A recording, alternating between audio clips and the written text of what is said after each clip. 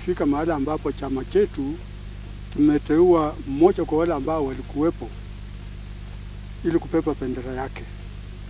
Sisi ambao tuko hapo, ambao wengi ni wasee kama mimi, tuna mama pia hapa, tumemleta huyu kijana wetu tukikubali ya kwamba ataendelea kupepa bendera ya chama chetu cha UDA, na tuko pamoja naye, na ni kwa sababu ni kauli ambayo tulikuwa tumeipitisha tangu mwanzo.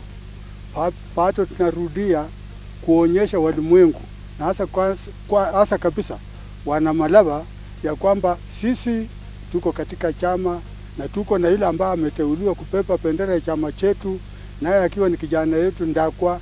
Sisi tunafanya kazi na serikali. Wabunge wote wa Malaba wamekuwa kwa chama ambacho ni cha serikali, na hatungependa watu wa Malaba waingie upinzani. Tunataka tu remain ndani ya serikali ndio tuendelee kupata nini?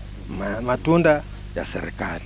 Jamii ya Watobo pamoja na watu wa Malaba tunataka tuunge Mheshimiwa Ndakwa mkono kwa kura ya 2025, aendelee awe mbunge wetu wa Malaba kwa kazi ambayo iko mbele yetu.